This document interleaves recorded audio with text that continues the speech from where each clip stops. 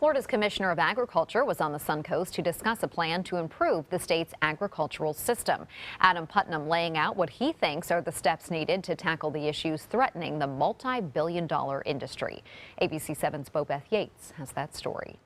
From concerns about the state's water system to food production, the commissioner addressing a multitude of issues, including citrus greening. And the citrus industry is facing the fight of its life. Agriculture Commissioner Adam Putnam says citrus greening has had a devastating impact on the state's leading industry.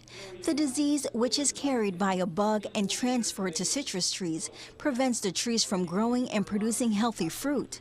And in many cases, the affected trees are abandoned. Citrus greening disease is wiping out thousands of acres of citrus.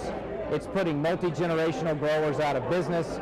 It threatens our processing plants that employ so many thousands of people. The change is largely being blamed on greening, and one of Florida's farmers say they're now having to come up with planting alternatives. I've got close to 1,000 acres of citrus in various locations across the state. You got to stay light on your feet in whatever business you are today, so we always have to stay involved and understand what's costing us money, what's making us money, and to making the proper moves.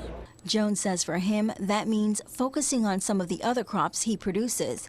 And as other growers follow suit, lawmakers are also trying to tackle the greening problem. Congressman Vern Buchanan, who managed to pass legislation to the changes to the federal tax code that encourages a more rapid tax treatment of replanting those groves. If you don't replant, then those numbers are going to continue to spiral downward and we won't have an industry left to save. That law still has to pass the U.S. Senate. In the meantime, state lawmakers say they are working around the clock to find a research solution to citrus greening. Bobeth Yates, ABC 7, your Suncoast News.